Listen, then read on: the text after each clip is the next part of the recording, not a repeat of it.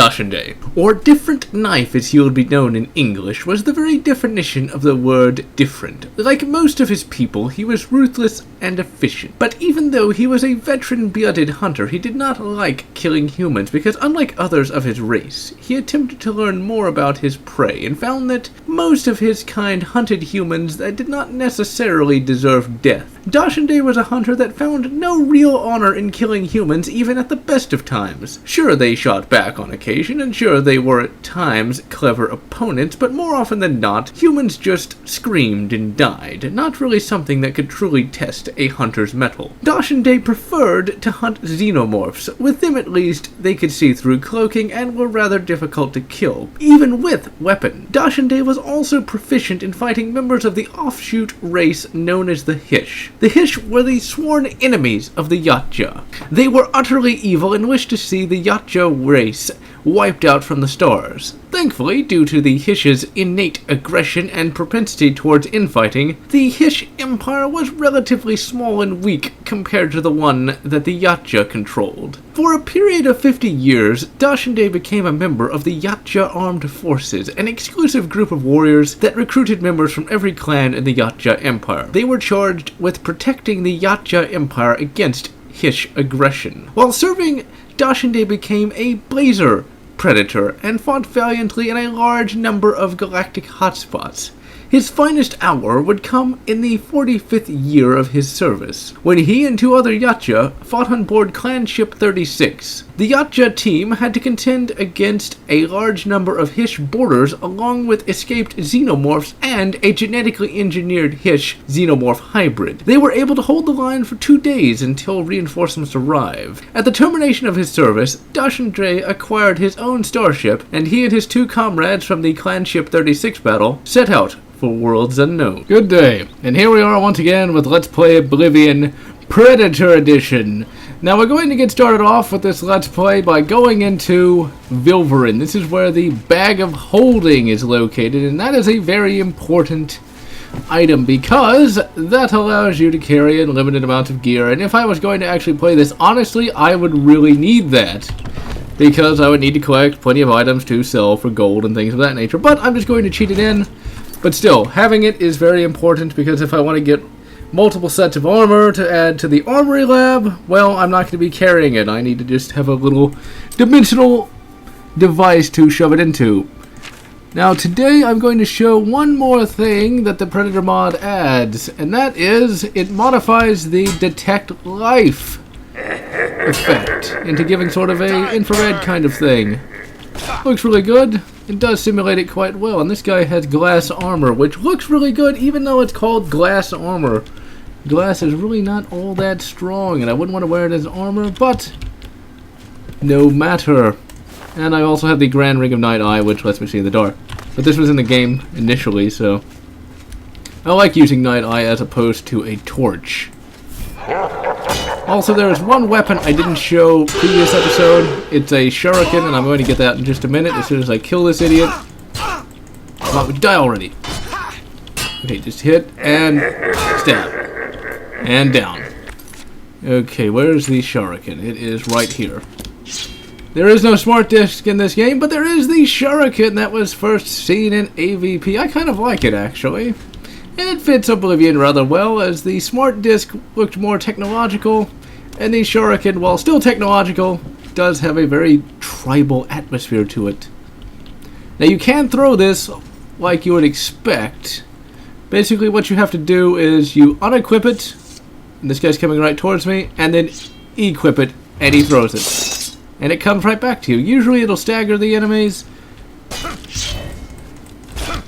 but this guy apparently is pretty tough, as he was able to get right back up. Okay, let me sneak around here.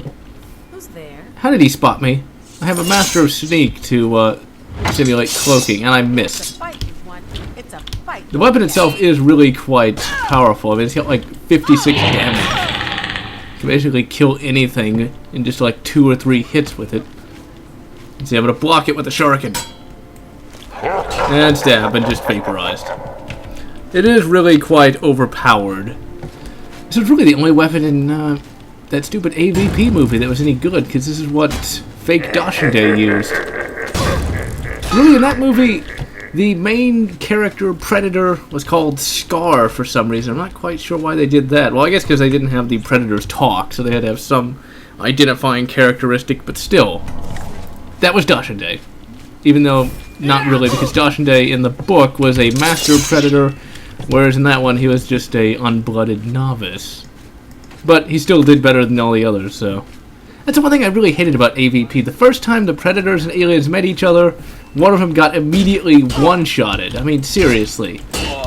You wait years and years for the AVP movie, what happens? First time Predator meets an alien, gets killed right off. Just very annoying to say the least.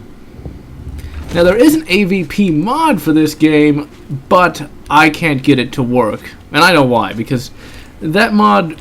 It doesn't actually say it, but it must require Shivering Isles, which I don't have. That's the only thing I can think of is why it would not work. Because it works, sort of, if that makes any sense. It will at least let the game run, but it breaks the town of Bruma, and I don't have the skeleton key yet, and I'm not really good at picking locks, especially hard ones. But let's try it anyway. Well, not off to a very good start. Still not... Alright, forget it. The very next episode, I'm going to go get the skeleton key anyway, so it doesn't matter. But yeah, the mod breaks Bruma. And you have to have Bruma work. It's not like some of the other cities in the game that you can kind of avoid. Bruma's where all the major plot points take place. So if that's broken, well, you can't really finish the game at all. Also, the of course, don't have the skeleton key, so I have to go the long way. But oh well. But yeah, when I say it works, sort of, you can still run around in the game, and you can actually fight NPC xenomorphs, and that is quite a bit of fun. But not having Bruma really is a major detriment. And how am I getting beaten up by a headless, one-armed zombie? That's just sad. And he's dead. And I might as well use my Medicomp to heal. Now I have one repair hammer. If I was a master of armor, and I just phase through the wall for whatever reason. Master of armor is great because you just have to carry around one repair hammer. I'm going to have to cheat some repair hammers in pretty soon because all this modded Predator gear just eats up hammers like you wouldn't believe. And he's dead. And I'm not going to bother taking anything once again because I don't really need it at this juncture. And also I can't... And that's a lich. That's a lich. Okay, I need to change weapons right now. With the shuriken. See, the shuriken, you can save it at a quick slot, but it sometimes will disappear. It's kind of broken like the shoulder cannon. Because the plasma caster, it will... And I killed that idiot. Okay, and throw. And he's down. Stab, stab, stab, stab. Come on, stab him. He's almost dead, and he's gone. I'm actually going to turn down the in-game volume. I actually forgot to do that. Turn down the master volume by a lot. Because the Predator roars and things of that nature can sometimes cover me up. And I'm not going to have the Predator steal my thunder, damn it.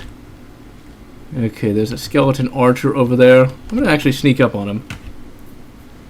But yeah, fighting NPC xenomorphs in Oblivion really is fun, I have to say. The one time I got to do it. But, oh well. I might load up that mod later in the series just so you can see it. The Xenomorph mod, which is a race mod, works and it doesn't break the game. But when you try to mix the two together, well, it does. The Xenomorph mod is actually kind of interesting. Basically, all the Xenomorph bits are armor. It's just the standard human character with Xenomorph armor. That's kind of cool when you think about it. Using Xenomorph bits as armor, but still, it looks really good. I haven't actually played the game through as a Xenomorph. I don't think I will either, because it wouldn't make sense to use any weapons, seeing as how a Xenomorph is a weapon. And I like collecting swords and things of that nature. Besides, a Xenomorph doesn't really have the intelligence necessary to complete quests like a Predator would. And stab. Staggered. I mean, I don't even think about staggering me. Need to hurry up and get a shield at some point. One of the mods I have installed is actually a Lord of the Rings mod that Timpedia actually used in his Let's Play of Oblivion. That gives you the Sword of Gondor. And I really liked it. Even though the Elder Sword looks good, the Sword of Gondor is infinitely more useful because that one actually gives you regenerative health and a strength bonus. So yeah, it goes a long way towards keeping you alive. One interesting thing that I actually read the other day was apparently Peter Cullen, the voice of Optimus Prime, actually voiced the Predator in Predator 1. He did the little roars and growls and things of that nature. So that's pretty cool. Optimus Prime is the Predator. That's epic just thinking about it. I actually did read a fan fiction once about a predator that tried to hunt down a transformer. I don't think it was ever finished, but that is kind of an interesting concept, although I think the transformer would win just because a transformer's like not 30 stories, but at least 3 stories tall, and the predator's about 7'8". I mean, the predator might be a very good hunter, but still, when you're fighting something the size of a building that could step on you, probably the transformer's gonna win. Well, there's probably no probably about it. In fact, one interesting scene in that little fan fiction was the Nemesis, the Decepticon ship, taking out a Predator ship in like one shot. Okay, gotta sneak around here.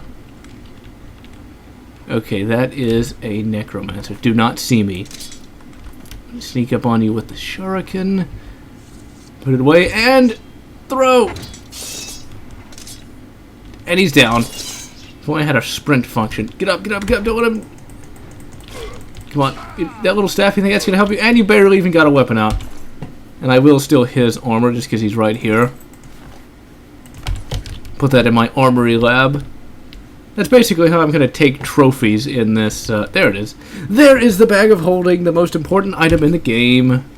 Yes, the wondrous bag of holding of Dungeons and Dragons fame. Although personally, I don't really like Dungeons and Dragons that much. Although I've only played that once. But the one time I did play it, it was really, really boring.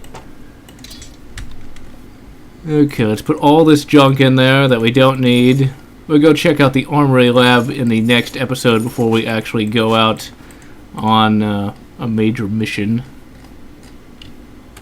Alright, so we got that. Let's pick up some extra gold that I really don't need. So I'm going to cheat in like 4 billion gold. Maybe not 4 billion. You know, I'll pick this up anyway. I don't really need gold all that much. I mean, I like to bribe people in order to get the conversation going along instead of trying that little conversation menu. It's just so much easier to hit bribe.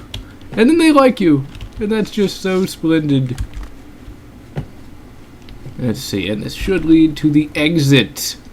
But this is a nice starter dungeon. You get some pretty good gear in here, especially the bag of holding. And the bag of holding is a mod, just in case you didn't know. It's not part of the vanilla game. It's not part of the vanilla game. It really should have been, though. It is immensely useful. Alright, and so we have made it out. And thus concludes the second episode of Let's Play Oblivion Predator Edition.